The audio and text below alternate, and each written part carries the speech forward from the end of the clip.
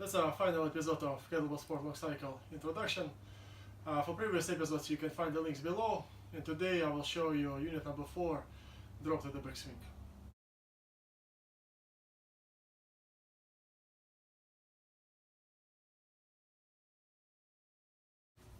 And the fast we start with fast number 15, third dip.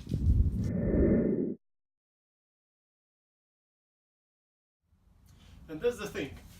I built my Kettlebell Sport Long Cycle specification the way that it's useful for long cycle lifters and biathlon lifters in terms of jerk. And guys who's doing jerk can find all of the phases they need for jerk only. Well, and of course guys who do long cycle as well can learn their movement, but there are some phases, and this phase number 15 as well, that temporary and can be, well, skipped in some special situations. And if you will take a look in the whole specification, then you will see that phase number 14 and 15, rack fixation and third dip, that's the phases that most of the long cyclists skip. And drop in long cycle usually looks like elbow landing and force absorption, and then you go to the drop without fixation on the rack. Well, again, it's not a mistake to have this phase number 14 and 15, and that's what usually lightweight athletes use in long cycle when they separate jerk from the long cycle. But again, if you are heavyweight lifter, don't think that something wrong with this specification. It's just all of the phases that exist. But again, if you to find your style, and if you don't completely stop the bells on the way from the top to the swing, again, just skip phase number 14 and 15 and everything will look right for you. I will demonstrate you and remind you these two styles of the drop.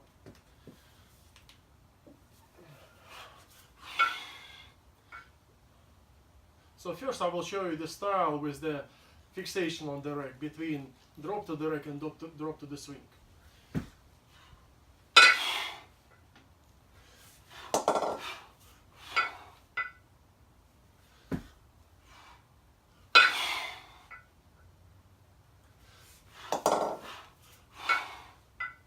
And that's what we can name clean and jerk.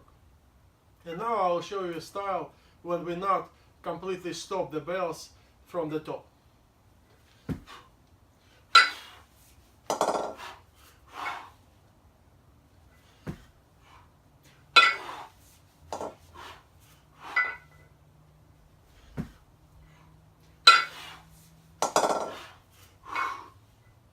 You see, this style have only one rack fixation before the bump. Another phase that can be taken as a temporary is phase number 6, force absorption. And again, not all of the lifters use it. And well, mostly it's used again by lightweight lifters when bells are heavy and you feel like it's quite hard for you to clean the bells so high that you will be able to land your elbows on your straight legs. So that's why you bend your legs. Again, I will demonstrate you these two styles of clean with force absorption and with clean to the rack fixation right away.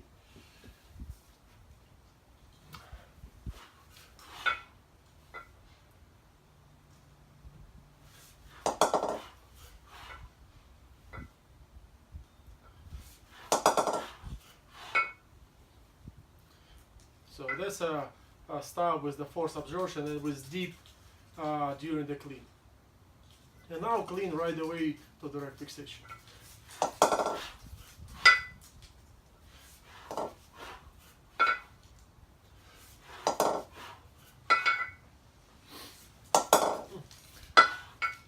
And you see there is no visible deep with your legs, and there are some force absorption exists, and it's mostly just kind of absorbing by your upper body and moving shoulders forward and maybe slightly bending, but just a very short one. And again, it depends how strong is your clean, and final target in your clean to land your elbows first. And if you're able to land your elbows first to the rack without dip, well, you can work this way. If you have problems with that, that's maybe the styles that you should look on. Fast number 15, third dip, and fast number 6, force absorption or clean dip, are connected to each other, and we can say almost a reflection of each other. And if fast number 6, this force absorption and first dip, that's how we catch the bells, then third dip, that's how we drop the bells. And both these phases basically is the preparation for next phase. And when we talk third dip, so that's basically another way to name it is get ready for drop. That's what we do. We lean back a little bit and start to rotate our palms backwards, so separate bell from the shoulder, bend our legs, and that's how we short the distance of falling with a bell, and that makes it easier to catch for the swing. I will demonstrate you a third dip.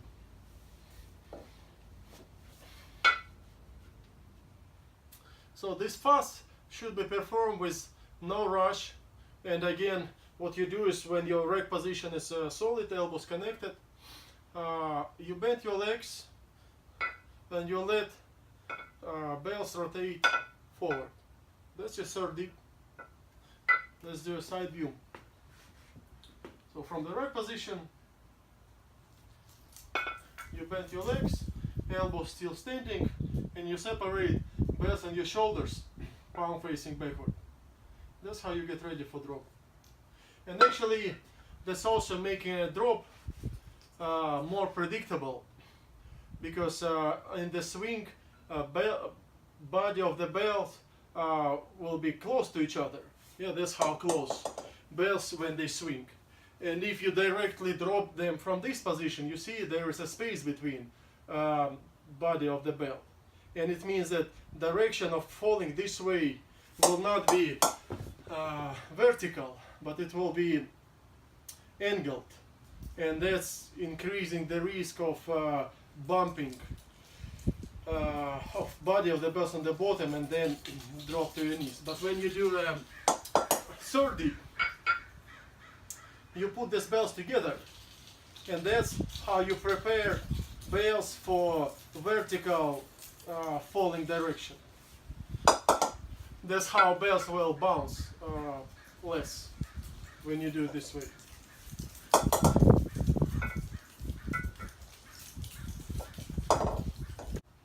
And third dip, that's what makes your drop easier and helps you save the energy. But sometimes we can see that athletes, instead of the third dip, they kick the bells from the rack position by their shoulders forward and get to drop to the swing, and that's how we're actually working harder on the swing, and that's how you start your drop from that high position of bells. That's where you start working on just dropping these bells and catching them on the bottom. But with the third dip, you kind of stretch this moment and you make the whole phase shorter.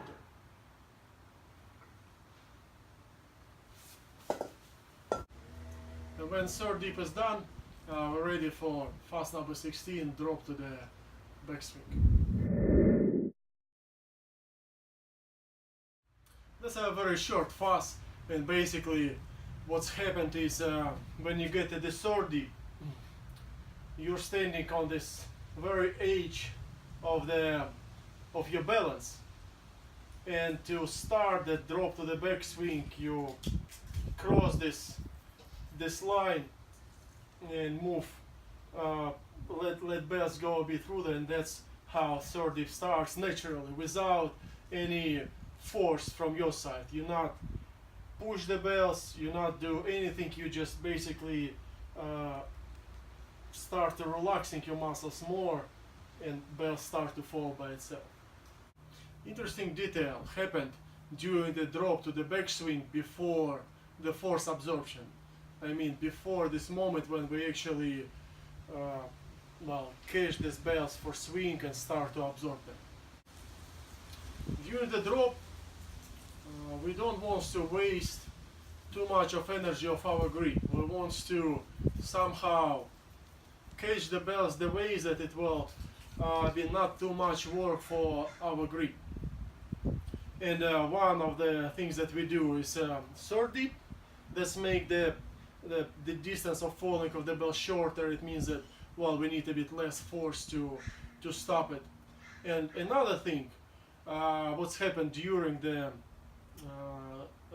drop to the swing, to the backswing, is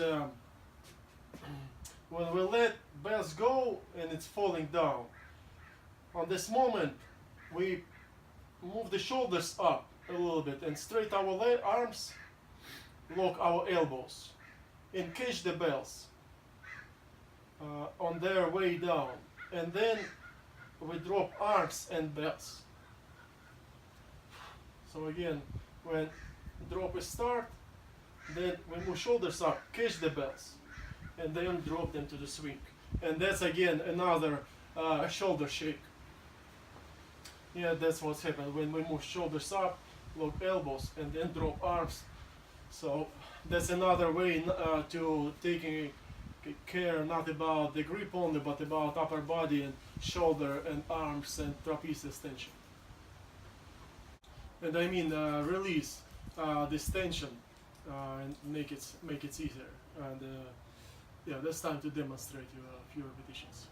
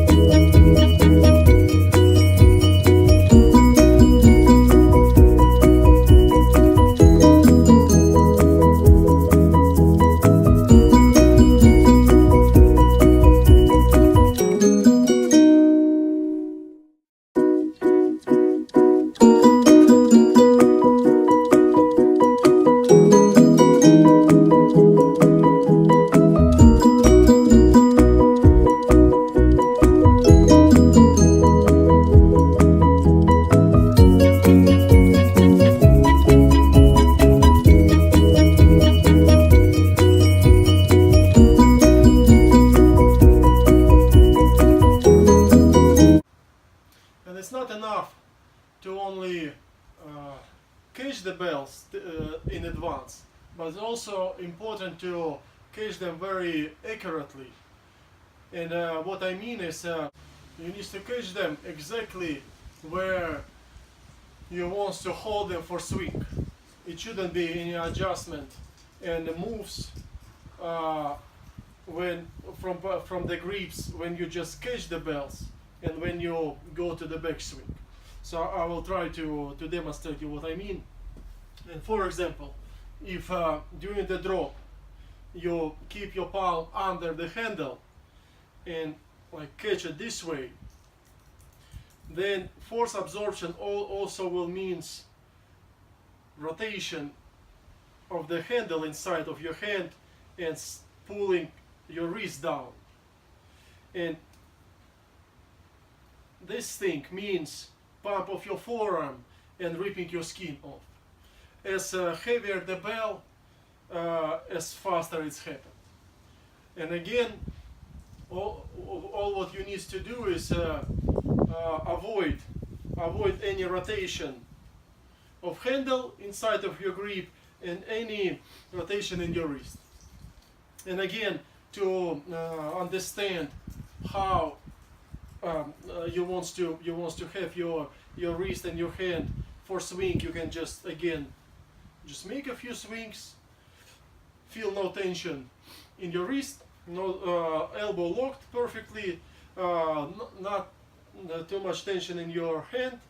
Don't try to squeeze the handle much, only fingers holding the bell. So that's your position for swing.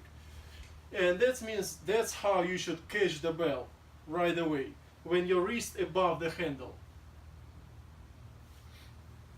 Yeah, not like this. And that was a front view. And when we're talking about the side view, this depends on the style of your swing. And if you do swing with the thumb forward, well, I recommend you to, well, I already mentioned about it in the previous episodes, but I recommend to hold the bell on the back of the handle, where when your pinky start to the corner of the handle, because, well, I just feel it's more stable and less likely it will slide out. And that's how all 5 fingers involved. But if you do the swing with the thumb backward, you probably will feel more comfortable to hold bell on the front corner of the handle. And well, kind of middle, that's a classic style, and nothing wrong with it as well. Just, well, find your comfort. That also depends on how long is your fingers, because maybe if your fingers long, you will have no any problems with your pinky and you will not need to keep it on the corner of the handle. But again, decide it first, like which style is yours, middle, that corner of the handle or that corner of the handle, and then all the time aim to the exact same spot. And again, when we drop the bells, you want to catch it perfectly and accurately in the place where you will hold it for swing.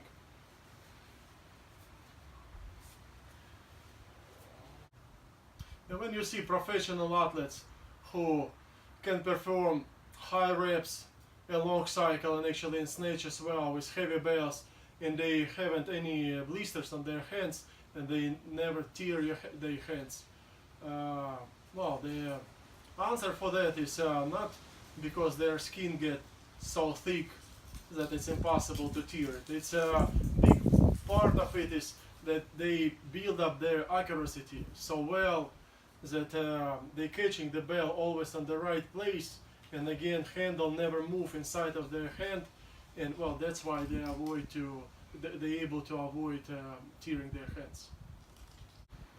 We're ready to move to next fast number 17, force absorption. And my understanding of that force absorption is that we need to balance the work of our back and our legs. And I think it's wrong when you drop the bells from the rack and keep your arms separate with your body and catch bells in this type of position. So first, your balance move on your toes and bells actually pulling you forward. And then, because it's no connection between your arm and your body, the whole absorption work goes to your back mostly. I think it's not the best thing to do. So the way how I do the drop, and well, I think that helps you to save energy is when after the third dip, and when we drop the bells to the backswing, we shouldn't lean forward. Well, what I explained before, we're catching the bells, but we still standing vertical and wait when arms will straighten, bells will pull us, and this pull should direct it down. So the kind of the first strike should go to our legs. That's the force absorption. And after that, to smooth and complete the swing, you start to lean forward and make this swing back. But again, first force absorption, I think when arms finally connected to our pelvis and hips, and we bend our legs first. That's how we catch the bells and smooth this drop, and then swing back. And as a checkpoint of correct force absorption is the feeling of your weight on your heels. Yeah, this moment you should feel your balance on your heels. You shouldn't stay on the toes. You shouldn't feel pulled forward. You shouldn't lose your balance, and you should stay stable on your heels. That's very important in this moment of the first absorption. Have a complete connection of your arms and your body. Shouldn't be any windows there. So your upper arm lying on your core, and then finally, because your arms bent, your forearms also touch your hips. And actually, well, if you're following my competing and my long cycle sets, you can see that after the set there's always white marks on my hips, and that's because, well, I'm chalking a lot, and it's just the prints of my forearms because I'm always pretty much resting my forearms here. And actually, another cool fact about it is that when you rest and connect your forearms during the drop and the backswing, it's a very good relaxation fast for your wrist as well, because not only forearm touch, but your hand also resting on your hip, and that's why there is no tension at all to your wrist compared to position where your arms are too deep or completely separate from your body. And actually that's the time to talk about posture as well, because when I'm talking about keep arms connection to our body, it's not good to bend your back too much. So when you go to the backswing, you're keeping your back straight, and as soon as your forearms touch your hips, it shouldn't move any deeper. They should like stick on the glue on this place and don't move anywhere. And then even if you go deeper, your wrist still at the same place of your hip. So basically it's like the line of rotation starts to going there, because again sometimes we can see that athletes connect their forearms, and then as deeper they go to the backswing, as deeper their arms go backward, and they lost posture and they lost connection of arms this way, and it just makes the swing forward harder this way, because first they need to bring the posture back, and then they need to apply the energy for swing the bells forward. So I think we should never give up on our posture during the backswing. Well, this position of the beginning of this backswing, and well, all the way till the end. So again, when we drop the bells, we catch them, then we keep our posture. It will not let arms going any deeper. It's probably will be better to demonstrate it with kettlebells.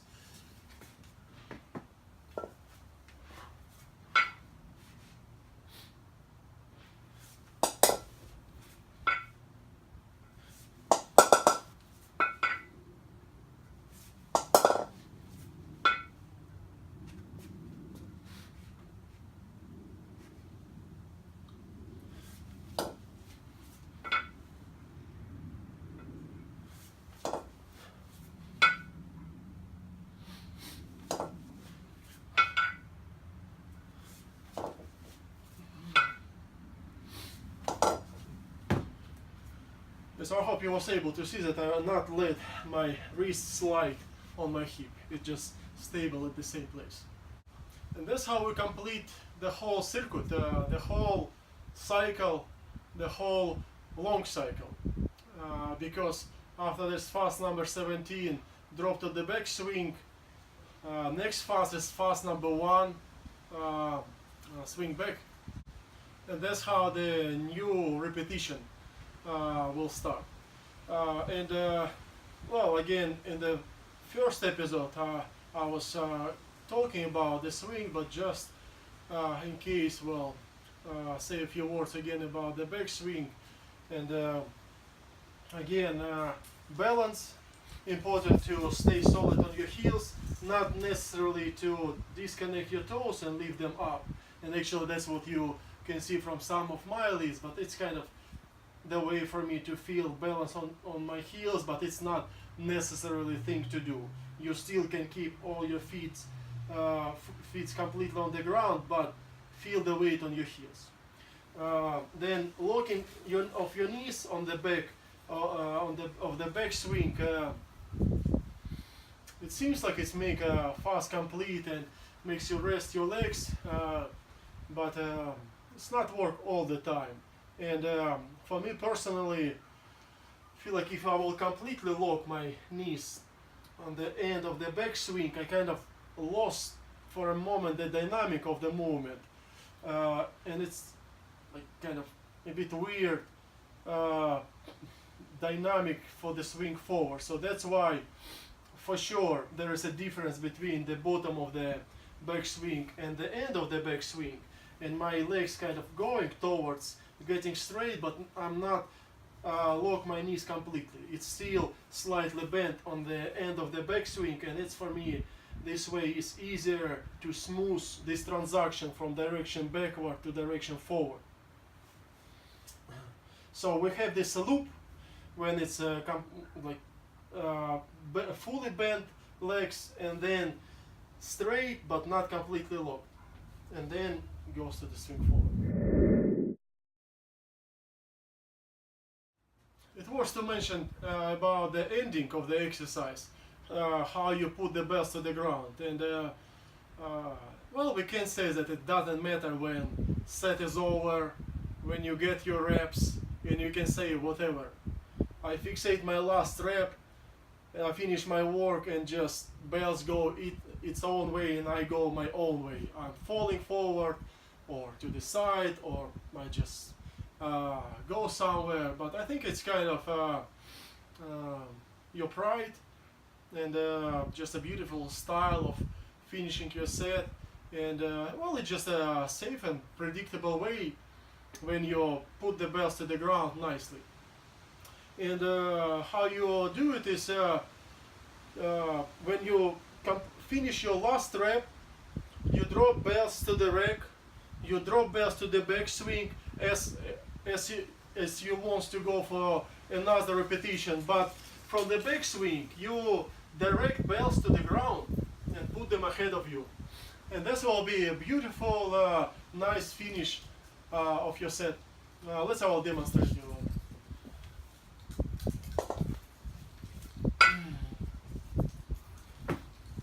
So if that's your last repetition, you want to finish your set, that's what we do. You stop the bells, and you're done with your work.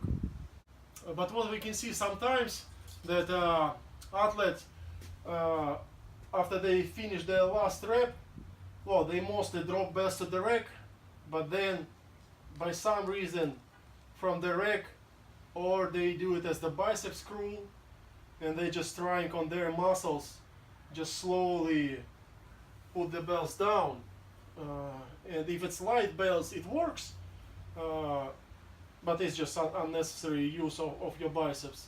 But when bells heavier, you feel like you want to put them down slow, but you can't handle this weight, and you basically direct these bells on your knees, and this can be just this unfortunate finish when you, instead of just nicely finish your set, will slightly bump your knees. So that's why just drop it as you go for another repetition, swing bells between your legs, and then swing them forward. Another basic skill, detail to mention is attention to your knees, and mostly that's a challenge for a very new athlete who just trying to figure out this whole swing. So to avoid accident bumping of your knees during the swing, well, first thing that you do, and that's what I explained on the beginning of today's episode, that you don't want to drop two bells at the one dot on the very middle, right? Because if you want to put two bells in one, well, that's how they will bounce and fall opposite sides. So that's why you basically drop the right bell to the right portion, and you drop the left bell to the left portion. Each bell's on their own side, and they meet on the middle. So that's why, well, they will not bounce too much to the side. And another thing, again, about your elbow, about your knees. And first of all, again, I think I mentioned about it on the very first episode, that you should pick the right width of your stance. And classic one, when it's same wide as two bells. And then when you stand this wide, well, you should be fine with swinging the bells between your legs, and your knees will be fine, if only you will make sure that when you bend your legs, your knees going outward. And finally, on the very bottom of the swing, from the front view, your knees should be above your toes. So that's how you will have enough space for two bells, and that's how you avoid this accident bump of your knees. So that's probably advice that you should keep in mind if you're doing your very first repetitions. You shouldn't be afraid of steel bells falling towards your knees. Don't try to slow them down to kind of protect yourself from accident bump. Just move your knees out of the way of the bells and just let them go. That's how you will be safe. That was a drop to the backswing. And with this unit we finish the whole kettlebell sport long cycle introduction. Thank you for watching, and see you next time.